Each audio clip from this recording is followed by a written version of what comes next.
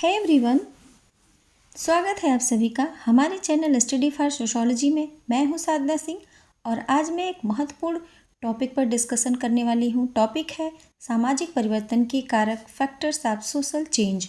आज की वीडियो में हम बताएंगे कि सामाजिक परिवर्तन के लिए कौन कौन से कारक जिम्मेदार हैं। वीडियो को पूरा देखिएगा ताकि टॉपिक आपको समझ में आए। ठीक है, सबसे पहले सामाजिक परिवर्तन एक सार्वभौमिक अवधारणा है, यानी एक यूनिवर्सल प्रोसेस है जो हमेशा से ही समाज में गतिशील है। यानी हर क्षण हर पल समाज में परिवर्तन हो रहा है। संसार में ऐसी कोई भी वस्तु नहीं है जो परिवर्तनशील ना हो। उसी तरीके से एक स्थिर समाज की भी कल्पना करना कोरी कल्पना है। यानी हर समाज में निरंतर कुछ न कुछ परिवर्तन होता जा रहा है। दूसरी तरफ अगर हम सामंजस्य की बात करें तो सामंजस्य स्थापित करने के लिए भी समाज में परिवर्तन आवश्यक है। ठीक है, तो इसी तरह से सामाजिक परिवर्तन एक जटिल प्रक्रिया है। इसमें परिवर्तन के लिए किसी एक कारक को जिम्मेदार बताना ये भी गलत है। इसलिए उन सभी कारकों की हम चर्चा करेंगे जो सामाजिक परिवर्तन के लिए जिम्मेदार हैं। सबसे पहले है प्राकृतिक या भौगोलिक कारक।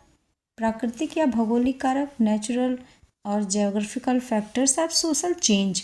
अगर हम प्राकृतिक और भौगोलिक कारकों की बात करें तो ये कारक हमारे स्वास्थ्य को प्रभावित करते हैं, जिससे समाज में परिवर्तन होता है। हमारे मानसिक एवं शारीरिक क्षमता को प्रभावित करते हैं, जिससे समाज में परिवर्तन होता है। हमारी संस्कृति और हमारी सभ्यता को प्रभावित करते हैं। हमारे खान पान, फैशन को प्रभावित करते हैं। हमारे वस्त्र, पहनावे, भोजन, यहाँ तक कि मकान की बनावट को भी प्रभावित करते हैं। आप देखिए, उन क्षेत्रों में जहाँ पे लगातार बर्फ़ पड़ती है वहाँ के मकान की बनावट मैदानी क्षेत्रों की तुलना में बिल्कुल अलग होती हैं। रेगिस्तानी क्षेत्रों में देखिए, वहाँ के मकान अलग होते हैं, वहाँ के लोगों के पहनावे अलग होते हैं, है ना। तो भौगोलिक कारक हमारी आर्थिक स्थिति को भी प्रभावित करते हैं, हमारी सामाजिक, हमारी धार्मिक, हमारी राजनीतिक स्थिति को भी प्रभावित करते हैं। आप ध्यान दीजिए, वो क्षेत्र जहाँ प्रकृति में अशांति है, यानी प्रकृति का भयंकर रूप देखने को मिलता है, वहाँ पे लोगों का जीवन बहुत अस्त व्यस्त होता है। वहाँ आप देखेंगे कि मानव प्रकृति के सामने नतमस्तक हो जाता है, प्राकृतिक शक्तियों की पूजा करता है, लोग धर्म और ईश्वर को मानने लगते हैं। लेकिन जहाँ पे प्रकृति शांत होती है वहाँ के लोग निर्माण कार्य करते हैं, प्रगति करते हैं और आविष्कार भी करते हैं। तो इस तरीके से अगर हम ध्यान दें तो प्राकृतिक और भौगोलिक कारक सामाजिक परिवर्तन के लिए बहुत हद तक जिम्मेदार हैं। दूसरा महत्वपूर्ण कारक है प्राणी शास्त्रीय या जैविकीय कारक, biological factors of social change. अगर हम प्राणी शास्त्रीय या जैविकीय कारकों की बात करें तो ये भी सामाजिक परिवर्तन के लिए बहुत हद तक जिम्मेदार होते हैं। किसी भी समाज में लोगों की जन्म दर, मृत्यु दर, औसत आयु, ये सब प्राणी शास्त्रीय और जैविकीय कारकों के प्रभाव से ही निर्धारित होते हैं। ठीक है, फॉर एग्जाम्पल आप देखिए, किसी भी समाज में अगर पुरुषों में मृत्यु दर अधिक हो जाए तो वहाँ विधवाओं की वृद्धि होगी, विधवा विवाह एक समस्या बन जाएगी, स्त्री की सामाजिक स्थिति प्रभावित होगी, बच्चों की शिक्षा दीक्षा प्रभावित होगी, है ना। तो दूसरी तरफ अगर आप किसी समाज में पुरुषों की तुलना में स्त्रियां अधिक हो जाएंगी तो बहुपति विवाह का प्रचलन बढ़ हो जाएगा, स्त्रियों की कमी होने से बहुपति प्रथा का प्रचलन हो जाएगा। तो कुल मिलाकर हम कह सकते हैं कि प्राणी शास्त्रीय और जैविकीय कारक भी सामाजिक परिवर्तन के लिए बहुत हद तक जिम्मेदार हैं। और डार्विन का मानना ही है कि सामाजिक परिवर्तन के लिए जैविकीय कारक सबसे महत्वपूर्ण भूमिका निभाते हैं, है ना।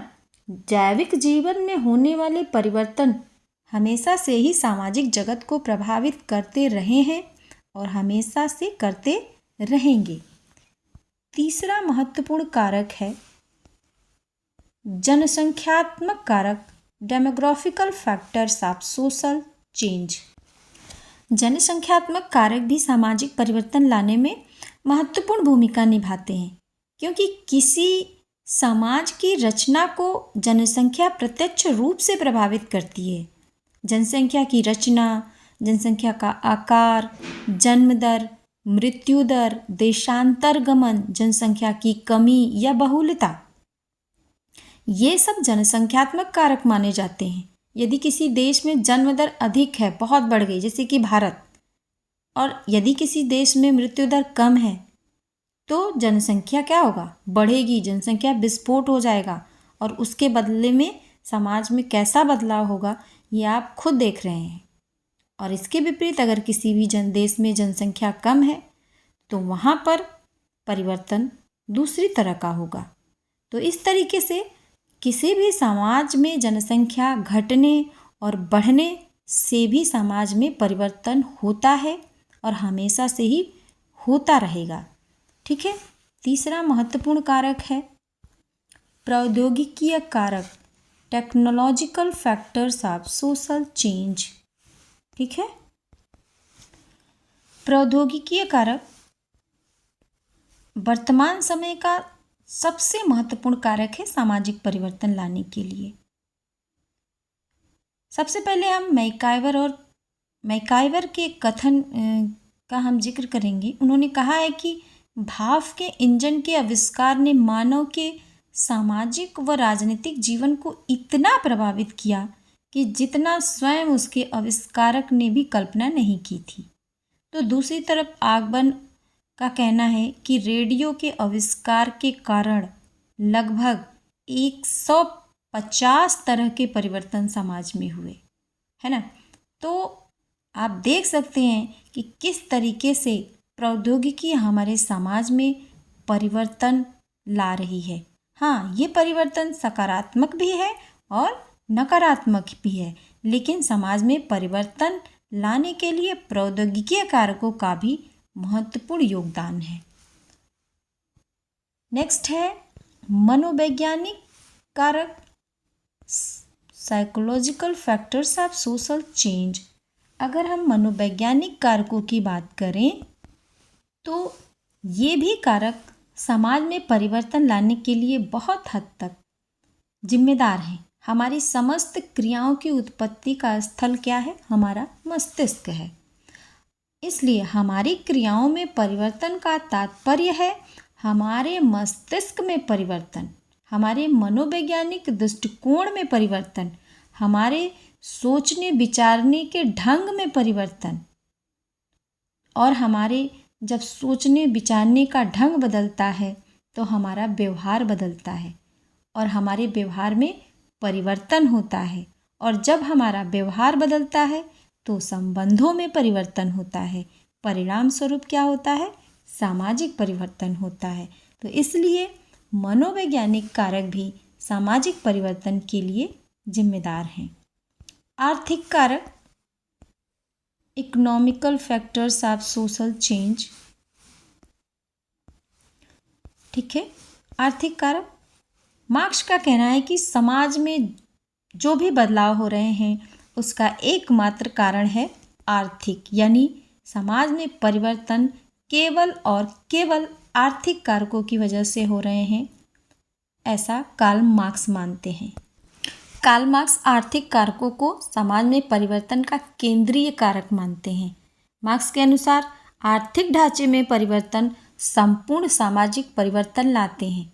आप देखिए, समाज में जितनी भी आर्थिक क्रियाएं हो रही हैं उनके पीछे कहीं न कहीं अर्थ है। यानी आज समाज में आर्थिक क्रियाएं इतना महत्वपूर्ण स्थान लेते जा रही हैं कि हमारे सामाजिक क्रियाएं उनके चारों ओर घूमती हैं। यानी अगर हम कोई भी आर्थिक क्रिया कर रहे हैं तो हमारी सामाजिक क्रियाएं भी प्रभावित होंगी। हमारी हर क्रिया के पीछे आर्थिक क्रिया निहित है, जिम्मेदार है। या आज यदि किसी व्यक्ति की आर्थिक स्थिति में कोई बदलाव होता है तो उसकी सामाजिक स्थिति भी बदल जाती है ना। अचानक से कोई अमीर हो गया तो आप देखेंगे कि उसकी सामाजिक स्थिति अपने आप बदल गई। तो हम कह सकते हैं कि आर्थिक कारक सामाजिक परिवर्तन के लिए बहुत हद तक जिम्मेदार हैं, व्यक्ति के जीवन में भी और समाज में भी। अगला महत्वपूर्ण कारक है राजनीतिक तथा सैनिक कारक, political and military factors of social change. समाजशास्त्री वीर स्टेट कहते हैं कि सत्ता और सरकार के बदलने पर समाज में अनेक बदलाव होते हैं। राजनीतिक दलों की अपनी अपनी नीतियां होती हैं।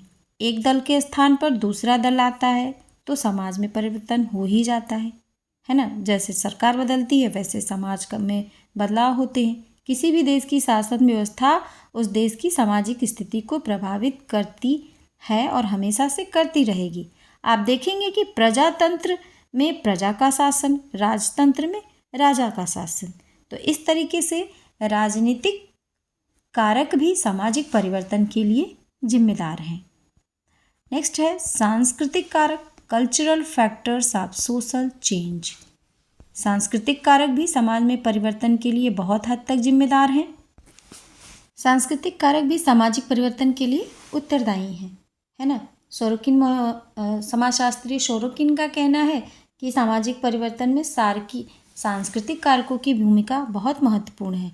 उदाहरण के लिए अगर हम भारतीय समाज की बात करें तो जाति में विवाह करना, दहेज प्रथा, बाल विवाह, विधवा विवाह, है ना, ये सब प्रथाएं अब कमज़ोर होती जा रही हैं।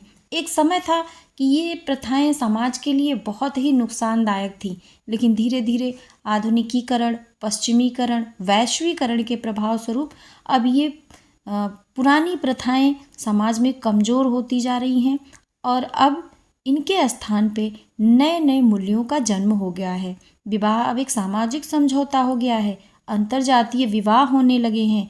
विधवाओं को भी पुनर्विवाह करने की स्वीकृति मिल गई है। तो इस तरीके से अगर हम देखें तो सांस्कृतिक कारक भी सामाजिक परिवर्तन के लिए जिम्मेदार हैं। आगबन ने अपनी पुस्तक सोशल चेंज में भी सामाजिक परिवर्तन के बारे में बात की और उन्होंने भौतिक और अभौतिक संस्कृति की बात की, है ना। भौतिक और अभौतिक संस्कृति यानी हमारी भौतिक वस्तुओं में परिवर्तन और हमारे मूल्यों और प्रतिमानों में परिवर्तन। जब ये दोनों तरह के परिवर्तन होते हैं तो एक पीछे छूट जाता है, जिससे समाज में असंतुलन की स्थिति हो जाती है और कभी कभी देखा गया है कि सांस्कृतिक संघर्ष भी हो जाता है। तो इस तरीके से अगर हम देखें तो सांस्कृतिक कारक भी सामाजिक परिवर्तन के लिए बहुत हद तक जिम्मेदार हैं। ठीक है। वैचारिक कारकों की अगर हम बात करें तो ये भी सामाजिक परिवर्तन के लिए जिम्मेदार हैं। किसी समस्या के समाधान के लिए जब नए विचार दिए जाते हैं तो समाज में परिवर्तन होते हैं। सामाजिक परिवर्तन के लिए धर्म को अधिक महत्व देते हैं या कानून को अधिक महत्व देते हैं या आधुनिक मूल्यों को अधिक महत्व देते हैं। ये सब उस दिशा में परिवर्तन के लिए जिम्मेदार हैं। वैचारिक परिवर्तन प्रथाओं में परिवर्तन लाते हैं, संस्थाओं में परिवर्तन लाते हैं, रीति रिवाज और कानूनों में परिवर्तन लाते हैं। एक विचारधारा दूसरी विचारधारा को जन्म देती है। तो इस तरीके से अगर हम बात करें तो वैचारिक कारक भी सामाजिक परिवर्तन के लिए जिम्मेदार होते हैं। लास्ट है हमारा महान लोगों की भूमिका, the role of great man, है ना। समाज में कुछ ऐसे व्यक्ति होते हैं जिनकी भूमिका की वजह से समाज में परिवर्तन होते हैं और इसका उदाहरण भारत में आप देख सकते हैं कि जैसे महात्मा गांधी, राजा राम मोहन राय, स्वामी विवेकानंद, इन सभी लोगों ने, जितने भी ये महान लोग थे हमारे देश के, इन सभी लोगों के प्रयास से हमारे देश में बहुत बदलाव हुए। इन लोगों ने सामाजिक संरचना में परिवर्तन के लिए बहुत महत्वपूर्ण योगदान दिया। तो इस तरह से ये टॉपिक काफ़ी महत्वपूर्ण था। एक वीडियो में इस टॉपिक को पूरा कवर कर पाना मुश्किल है, लेकिन मैंने थोड़ा प्रयास किया है इसे कवर करने का। बाकी अगर आपको कुछ चीज़ें नहीं समझ में आई हैं तो आप पूछ सकते हैं कमेंट करके। Thank you.